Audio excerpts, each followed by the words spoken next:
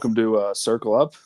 Just one of us today, but we are joined by Sam with 801 Bracketology. So we're stoked to talk some Tiger basketball, and I think most importantly, as March starts to creep closer, talk college March Madness. So welcome, Sam. Thank you guys for having me. It's good to be on with y'all and excited to talk a little Mizzou basketball and a little college basketball in general. Awesome. Yeah. Well, we'll probably I'll just rattle off some questions, and then we'll just get you kind of an open floor after that. So think most generically, how'd you get involved doing bracketology? When did all like the pieces of the puzzle start for you? For sure. I've been doing bracketology for about 6 years under the name 801 Bracketology. You can find me on X at 801 Bracketology or on my website 801bracketology.blogspot.com. And it really stemmed from just a general love of college basketball growing up. I grew up a big BYU fan, and going to the Jimmer Fredette game against San Diego State here in Provo, where he scored 43 points and they beat undefeated San Diego State. That was so addicting for me that I just became a lifelong fan of college basketball. And so, really, my bracketology love started back in 2020 when BYU had a pretty good team. They had a few really good seniors. Were looking like they could make a run in the tournament, and obviously that season ended up getting canceled. But about halfway through the season, as I was watching the different projections, I was like, you know what? I think I could do this myself. And so I started to get into it and figure out what would be involved with all the different metrics. And it was a lot more complicated than I thought it was at first, but I've kind of figured out what's baked into it and trying to put myself in the mind of the committee members that as they put the bracket together. And so I've been going on 6 years now. It's a lot of fun. I mean, that's awesome. I know bracketology's been around for a long time, but it definitely seems like post COVID, um, if you're in the kind of that college basketball betting space, future space, analytics space, it's obviously gotten a lot more prolific. Uh, Absolutely. Kind of like in the layman's terms, um, like what factors like are you inputting like manually to like build out your regions, 1 through 16, or you're playing games? Yeah, so there's a lot of things that go into it. It's not strictly a team's win and loss record. It's not strictly one metric. There's a lot that bakes into it. And so I'll just kind of give an overview of what bracketology is from a high level standpoint. Our bracketologists, anytime you see them on social media, they are trying to uh, predict what the committee is going to do.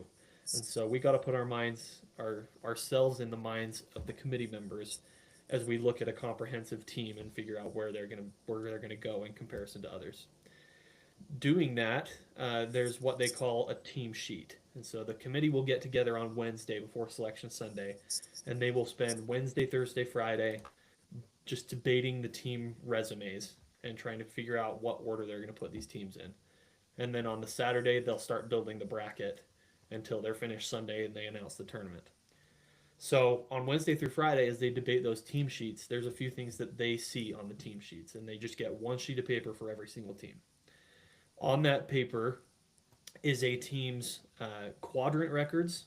So it shows all the teams you played in quadrant one, who you beat, who you lost to, Q2, Q3, Q4.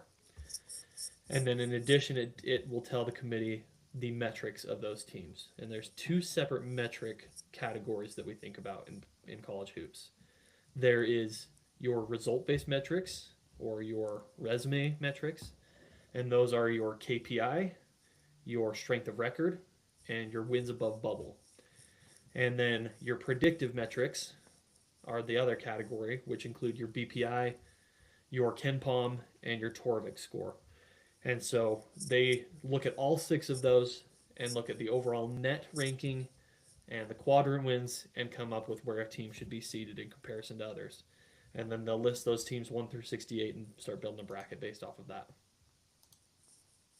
Thanks. Yeah, so fair amount goes into it. It sounds like definitely on your end of, and I like that phrasing of like putting yourself in the committee's shoes and kind of, I guess you can make the argument there's maybe some some, they're not perfect, but maybe some human error in some regard. Do you feel like they generally get it right, quote unquote? I don't think there is like a really true right answer, but do you feel like this, of the 64, 68 teams that are represented, that it is a pretty good, like representation essentially?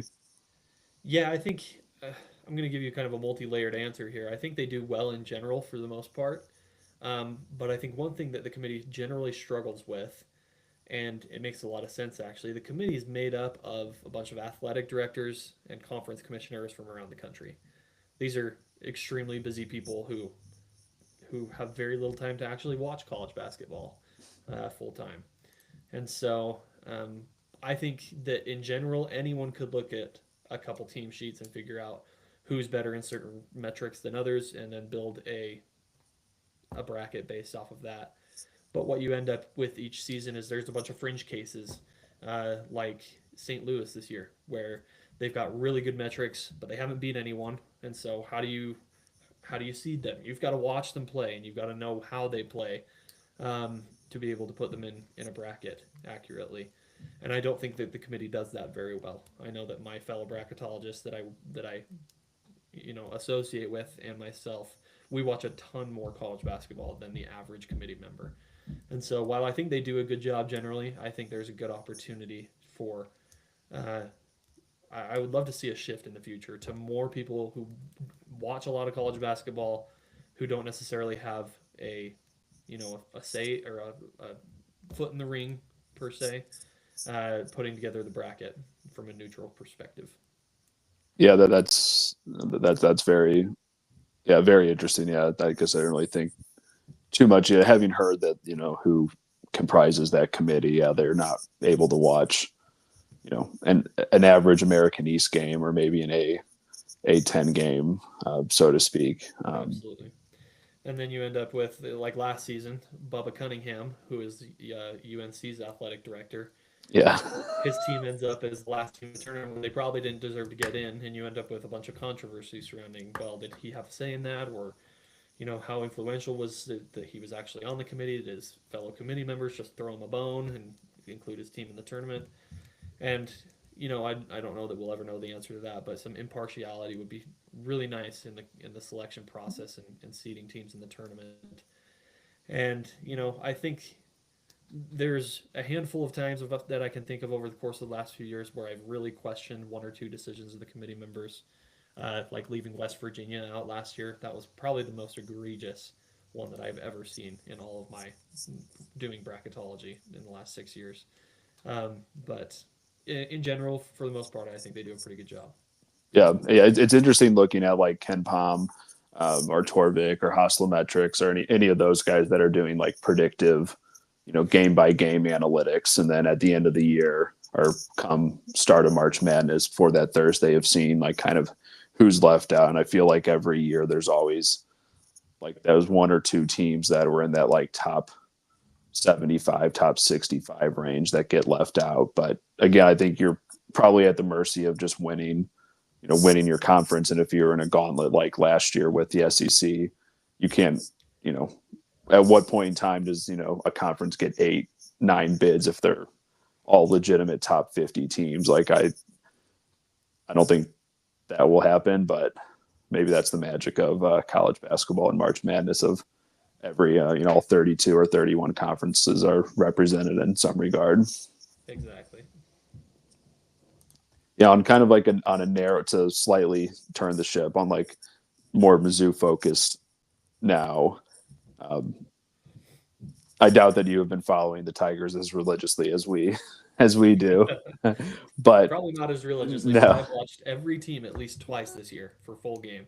So that's I've pretty. seen a couple Mizzou games for sure. Okay, that's pretty cool. So based on things today, like right now, with South Carolina. So if you're listening to this later on, throughout the weekend, this was pre South Carolina on Saturday at noon. Does Mizzou make the tournament? And what seed would you put them at today if they got in? Yeah, so today I've got Mizzou listed in my next four out. I've got them listed as the fifth team out of the tournament right now. And there's been a lot of shifting in the across the bubble. I think right now one of the hardest parts to look at in college basketball, just at this point of the season, is that there's a slew of pretty good teams that sit on the bubble, but all have very differing resumes. And so there's probably about a group of 12 to 13 teams that I would lump Mizzou in, and I've picked a handful of those teams to be in and a handful of those teams to just barely be out. And Mizzou is one of those teams that I would consider close, but not quite in at this point. And so let me just kind of talk through Mizzou's resume, if that's okay, and what I Yep. see in there that I like, what I see that I don't like. Yeah, please do. So Mizzou sitting at 68th in the net right now, and that's not necessarily a good or a bad thing per se. You'll see this a lot. You'll see this more on social media, and it's a good thing to remember that the net ranking is not a power ranking. So net is not saying that Mizzou is the 68th best team in the country. That's not what net attempts to do, and that's not how the committee treats it. Looking at the the quads and which game quads fall into is the most important part of the net. And so net really is just a sorting tool, not a power ranking. And so I wouldn't even consider the fact that Mizzou's 68th in the net. Like, doesn't matter to me. Not important. It's more important for the opponents that are playing Mizzou than it is actually for the Tigers. What I like about Mizzou's resume, I love the fact that they started out conference play with a couple massive wins, winning home against Florida and then at Kentucky. And those two wins are going to carry them all the way to March. And so I doubt that we end up in a scenario where like come early March we're talking and we're like Mizzou's way out. They lost 10 games in a row. Those two wins are going to carry them big time because those two teams are performing quite well right now, Florida and Kentucky. Yeah, And Florida's been on one. they've been on a tear. And so beating those two teams was very significant for their resume and is kind of carrying them to where they're at this point. Couple things that are a little bit of a struggle looking at their resume. At least at the games that they played, they played a decent non-conference schedule. Wasn't great, and the best win they have in the non-conference is against Minnesota at home. You would love to have a game that you can like stamp on your resume that's like we won this big non-conference game on a neutral court or away at another opponent. But they don't have that. They did not beat a non-conference team, a non-conference tournament team, at any point this season. And so you've got to do stuff in conference play to make up for that. And I think beating Florida, Kentucky, and Auburn is a good start to that. I think they need a handful of big wins here down the stretch to raise them above the bar. A couple other things that I like about their resume. They have some strong resume metrics at this point. What I'm watching primarily at this point of the season is there's two metrics that are really critical, and the committee considers more heavily than the others. The first is wins above bubble, and they consider that more heavily because it's an NCAA metric. The NCAA built that metric, and they really trust it. They leaned on it heavily last year. And the second is KenPom, because KenPom's been around for a very long time, is very trusted, well reputed in the basketball community. And Definitely. so those are the two metrics that I watch most heavily at this time of year.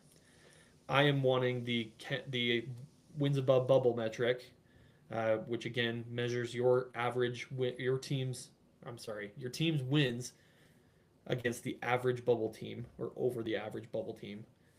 And I want that to be below 50. I think below 50 is a good target at this time of year. If it's below 40, it's like nearly you'll automatically be included in the field. Like you're a top 40 team for sure. Mizzou's sitting at 48 right now, which I think is a good spot to be in comparison to some of the other bubble teams. They're sitting at 56th in KenPom, and that's kind of where they're hovering around with the rest of their predictive metrics. And so they have some opportunity there. Big wins will help them down the stretch, and their efficiency. So if they were to beat South Carolina on Saturday by a significant margin, that would really help them a lot. Yeah, I think we touched on that as a group earlier in the year of that stretch of just essentially the legitimate, in my opinion, I think Curtis and Julian would attest to it. Really, it was Minnesota, Notre Dame, and Kansas and Illinois where you're like four legitimate non-con games. And then, an unfortunate loss to Notre Dame, away, and then another, 20-point loss to KU. And then I call it the Illinois Mizzou game was just it was a hostile takeover. Yeah. It was an audit, is my phrasing. And the four, I think, what is it, four? Someone in the chat mentioned like four of the next 9, or 4 out of 9, pardon me, are ranked games. So I think eventually, do you just look at it like, all right, Mizzou's got to win 6 of these 3, and they got to go 1-3 against these ranked teams, or how do you and other bracketologists look at that as far as a month left in the season? Yeah, I don't know. I would never use the term ranked teams because I don't think the committee considers that whatsoever. They don't look and say, "Oh, this team beat 3 top 25 teams." That's not ever a discussion. They don't care about what the AP poll says. They don't care about ranked wins per se. That's more of a college football term that a lot of people have picked up and carried over to basketball, which it doesn't necessarily apply. But what I do consider, and what I think is in Mizzou's favor right now, actually, is that they are done with their Q3 and Q4 games. They don't have any landmines left on the schedule, unless South Carolina were to drop 30 spots in the net, and I don't think that's going to happen. So you've got 1, 2, 3, 4 Q2 games left, and you've got 1, 2, 3, 4, 5 Q1 games left. I think you probably have to go, and you're sitting at 4 and 7 in the first 2 quadrants. Of those 9 games, I think you probably need to go 5 and 4 down the stretch to feel comfortable coming into March. I think that puts you. Where would that put them at 20 and 11 on the season? I think that's right.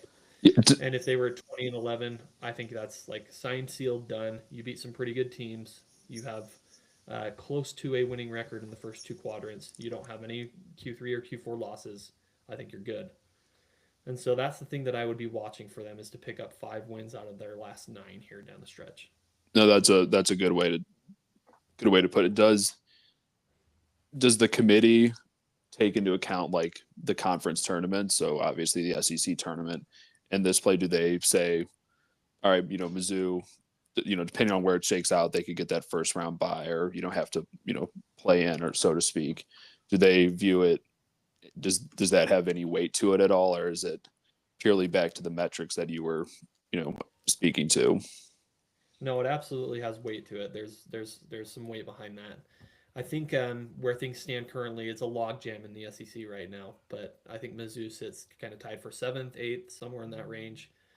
And I think they would want to end up in the top 8 to feel comfortable going into conference tournament. And the reason that I say that is, if you get that first round bye, it's a lot less likely that you're going to be playing one of the worst teams in the SEC in the first round of the tournament.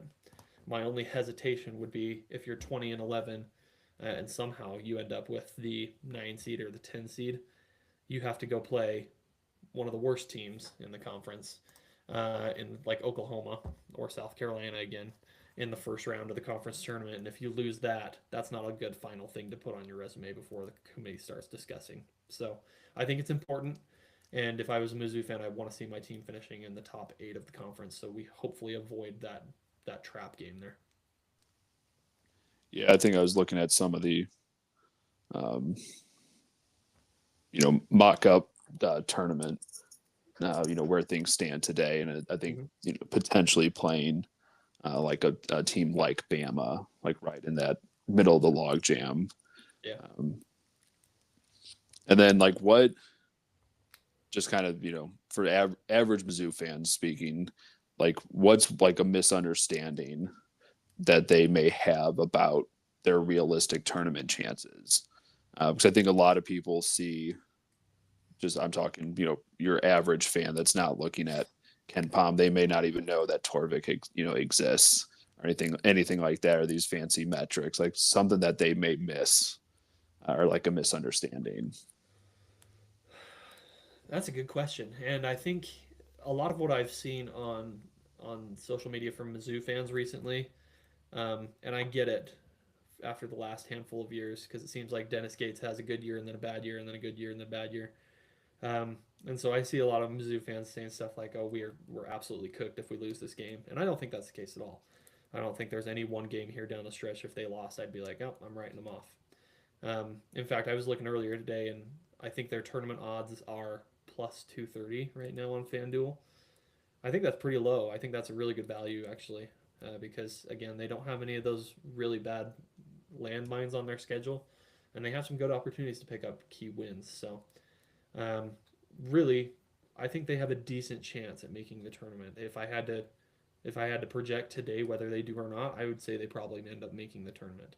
Maybe their last four in, and they're playing in Dayton in the first four. But I think it's a little bit more likely than not, in my opinion, that they end up making it. Yeah, there's I think at the beginning of the year, Mizzou to not make the tournament was like 4-1 or plus 350 or something like that. And then that number obviously really ebbed and flowed. Then they eventually took it off the board for a while, but that might be a good sneaky play because that's actually not a bad, um, yeah, not a terrible number. Yeah, it just really, yeah, if you followed Mizzou and you got into the Mizzou Twitter sphere and the Reddits and all that, the uh, roller coaster of emotion for our fans. It's the first 5-10 minutes. If they're down bad, this we're fucked. The season sucks. People are getting ready to just completely quit, and then with 5 minutes to go in the game, everyone's like, we're back. Like this Yeah. team's so back. Like it just seems to be that kind of year. But no, that's really really interesting. Does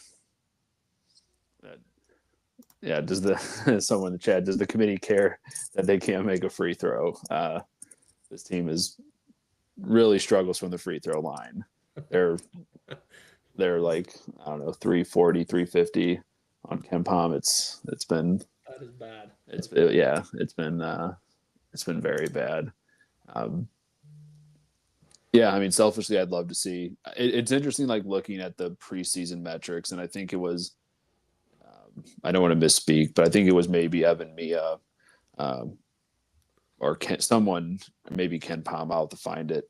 Had a stat about your starting five and how injuries have affected their numbers, and Mizzou was very very high. So with Pearson and Stone, obviously in particular, it's looked like a whole brand new team. So maybe that's probably some of the angst or the frustration coming from Mizzou fans is you didn't have those two guys really the entire year, and then we come out of that terrible game against Illinois to beat Kentucky and Florida back to back. So it really showed. That's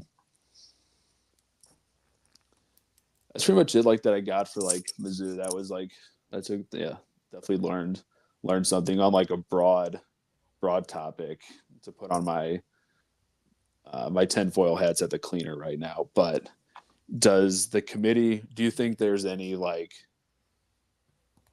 not manipulation, but they're aware of potential rivalry games or potential big conference games of getting certain teams at certain seeds in certain regions and stuff like that? I don't think there's. I think it would be harder for them to orchestrate that than than it would to just have it happen.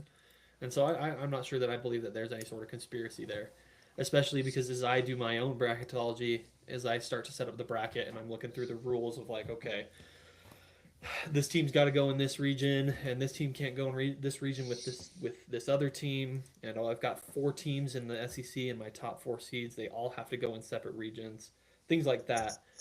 What I end up doing more often than not is ending up with really intriguing matchups that I didn't expect to have in my bracket, being like, oh, that's cool. I didn't know about that. A good example of that is earlier this season I ended up with USC and Auburn facing off in the first round of the tournament, and didn't even think twice about it. But that would be the Chad Baker Mazzara return. to play Auburn. Didn't even think about that, and someone pointed out. I was like, oh yeah, that I guess that's true. And so I think it's a lot more likely that things just happen like that when you're seeding a 68 team tournament than it being intentionally orchestrated. Yeah, there's I immediately think of there's a sports betting guy out in that universe. His name's Alan Boston. He usually does a live stream or goes live on YouTube or something like that, and he's been a big college basketball bettor for like 3 decades, and he's got some wild takes about mid majors getting screwed and the Ivy League and all that. But yeah, after like kind of hearing that and like I'm looking at like bracket matrix. I remember you told me about that when we first spoke. And it is kind of interesting seeing like rough percentages of the 100 and was it 20 something bracketologists that are tracked. Correct me if I'm wrong, but I think you've been in the top 25 for 5 years in a row. Yeah, that's correct. Okay, yeah, that's awesome. And seeing like where I think I think at the beginning of the week, I think like 25 brackets had Mizzou at the 11. So kind of seeing that that there is that optimist chance, so to speak, of them getting in. And then also I think there's also like with them, whether they're in the playing game for like the 11, you then start to look at other teams that fall into that. Well, who else could go in? Because realistically, I think the 11, the way the season's trending, unless they go probably on a tear here and go 9-0 with these quad 1 and 2 wins, the 11 is probably the highest probable outcome.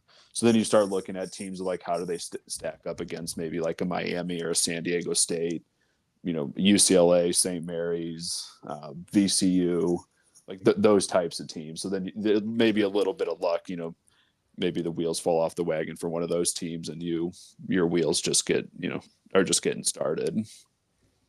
Absolutely. I see a good question in the chat, so I'm gonna bring it up. Yep, go for it. There's a question about predicting the top seeds versus predicting the bubble, and I think it's a great question because I think the methodology kind of changes a little bit from looking at the top end of the bracket to the bubble, and for a couple of reasons. Usually, the teams at the top end of the bracket have the big, huge wins over each other that allows you to use some of their wins more heavily than you would a bubble team. Lots of the bubble teams at this point don't have a handful of awesome wins, and so you're really trusting the metrics a little bit more surrounding some of those teams at some points. And so, a good example right now, if I was to pull up two of the top teams, and I'll kind of give you the walkthrough of what I would do. Let's look at Duke and Michigan side by side. I was just debating these two teams earlier today for like who's above each other on the one line. They're both one seeds for sure. But if I look at these two teams right now, what I see is Duke's got two metrics that they're ranked number one overall in. Michigan's got two as well.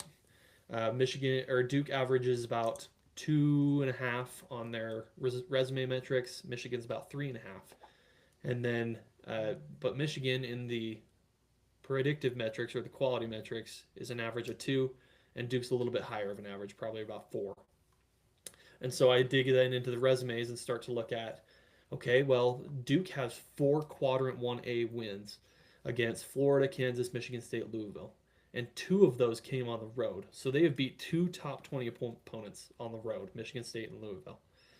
Then looking at Michigan's resume, they also have a win at Michigan State. But their best road win outside of Michigan State is at Washington. They've got a couple of good neutral site wins, but they only have 3 Q1A wins compared to Duke's 4. And so I'm going to take Duke as the higher rated team. I have them as my second overall 1 seed, and I have Michigan as my third because I think Duke's big wins outweigh Michigan's a little bit more. So that's kind of how I would do those top teams. And then as I get into the bubble, I'll give you a couple examples here. I was mentioning kind of that 50 number that I'm trying to see in their resume metrics. And so comparing Mizzou to two teams right now, Ohio State and um, let's do Ohio State and Oklahoma State. Actually, I think those are two good examples. Um, it's trickier for sure to match these teams up against each other. So Mizzou, you're looking at a metric average in the resume metrics of about 50 overall if you include the KPI, and in the predictives you're looking at probably about 52, 53 as an average. If I come and look at Ohio State fares a hair better in the predictive metrics. Their average is right around a 40. Their result base is probably 52 or so. Um, but then what I would consider there is I don't want to let Ohio State in the tournament just strictly off of those efficiency metrics alone. They've got to win some big games to get in. And so I would compare Mizzou and Ohio State and say, I think Mizzou's got a better chance of getting in because they've got a better overall resume at this point, whether their predictive metrics match it or not. So those two are a good example. And then I think Oklahoma State's another good example because the opposite is in effect here.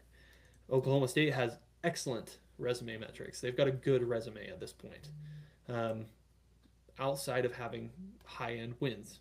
They got one obviously last night against BYU. But their average resume metric is at a 38. Their average predictive metric or efficiency metric is in like the mid 60s. And so I also don't want to let a team in the tournament who has horrible efficiency metrics and it's just going to get blown out by one of the best teams in the country in the first round. And so it's kind of doing more of the nitty gritty along the bubble and figuring out which teams have the best combo of a good resume and efficiency is good enough to the point where they can be competitive in the tournament. Yeah, that's all. Yeah, that's super. Yeah, that's really interesting. Do you think kind of bringing that up is like on the top tier teams? Do you think teams are hyper aware of these midseason tournaments start to pop up more and more? Do you think teams are really looking ahead 2, 3, 4 years down the road of being like, hey, this might be a good year to get in some of these tournaments, so we do have four high quality matchups, whether it's a win or lose, whether they go 1-3 against a Q2, Q3 team, or they go, 3-1 against just all Q2 teams. Like, do you think teams or, athletic departments are starting to be more hyper aware of those matchups? I certainly think so. I think it's gotten more difficult in the last couple of years with the transfer portal era and now the NIL era. Yeah. Um, I think it's much more difficult to kind of predict that a few years down the road. And I think what you're going to end up seeing here in the near future is a lot more games canceled just before the season and tried to fill with other games. Mm-hmm. Because maybe a team scheduled that game a couple of years back and it's not what they were thought they were getting into. Yep. And they don't want another Q3 game on their resume. So they're going to drop that and try and find a Q1 somewhere. Yep. Um, so I don't know. A little bit of both. I think it's challenging to know that far down the road if that's actually going to be effective. But I trust that athletic departments are getting good enough at this to be able to know that's a good tournament that we should try and pitch ourselves for. Yeah. Someone in the chat mentioned, like, does it take longer to assess teams with significant roster turnover year to year? I know doing kind of what I do, there was like 1,600 something transfers last year. That is a lot of guys and roster turnover, and just because you were a B plus at one team doesn't mean you're going to be a B plus on the next team, and that's more like quantitative when it comes to like individual player metrics. But when the season's really, pardon me, as the season starts, and you're starting to get your ducks in a row, does that make it hard to say like, well, this team, they just came out slow, but then after Thanksgiving they really turned it on?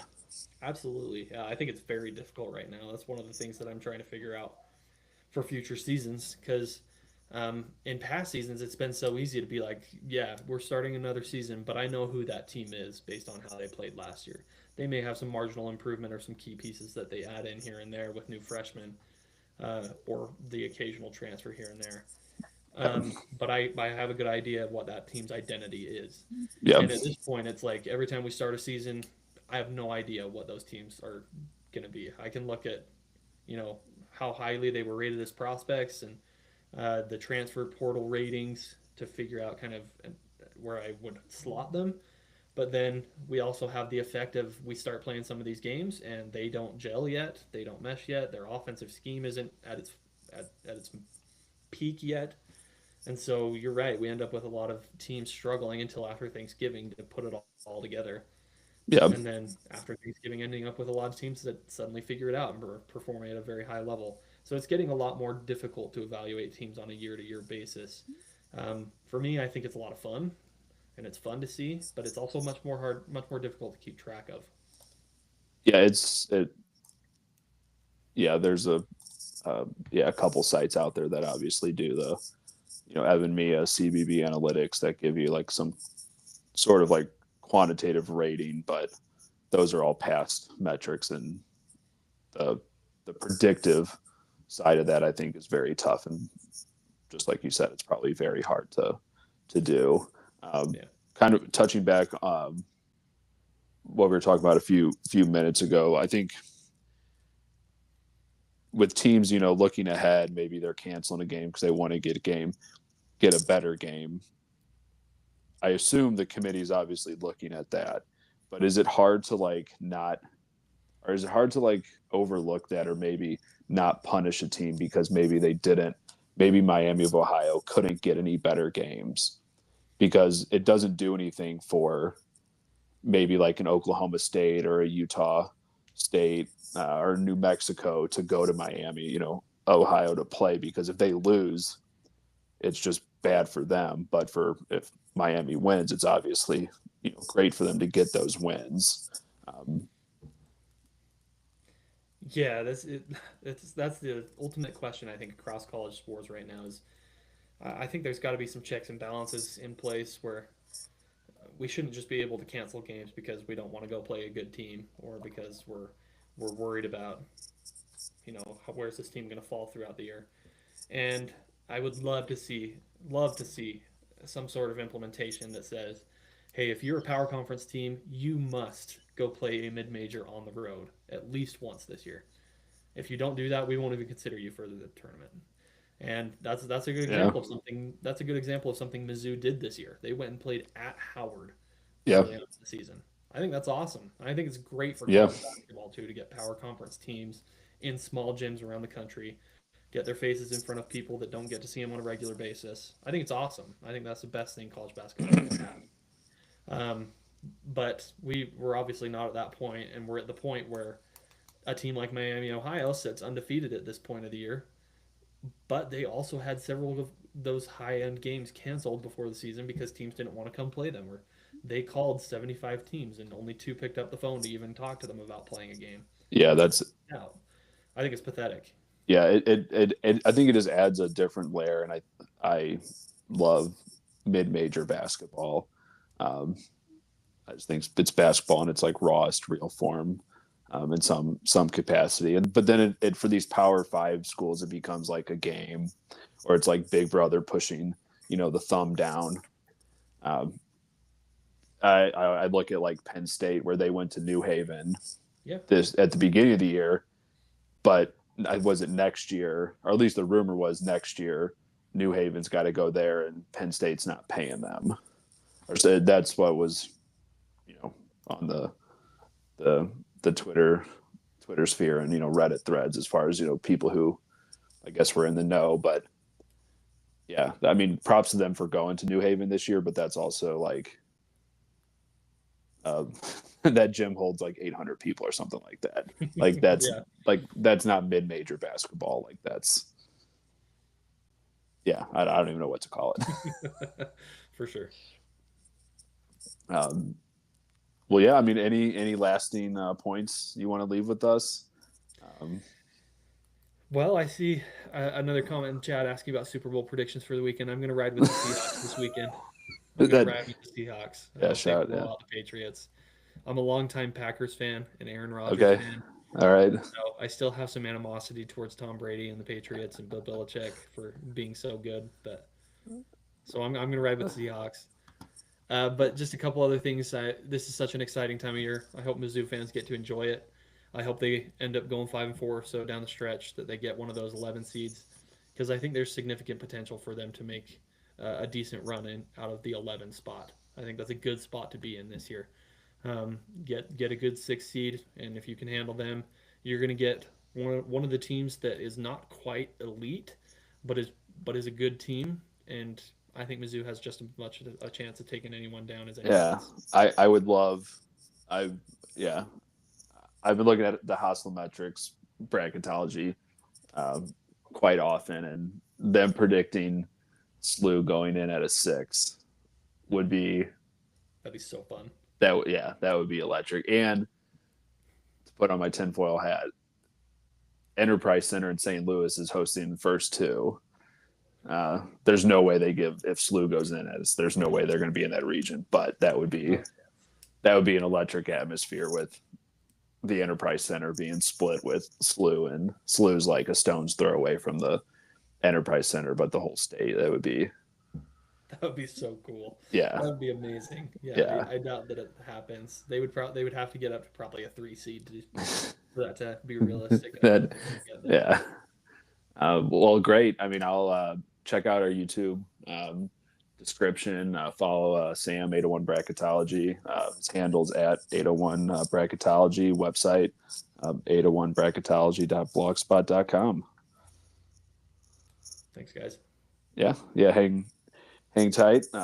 Curtis, our producer there, will close out the YouTube. But yeah, all right, Tiger fans. I'll hold it down. MIZ. We'll talk to you guys on Saturday.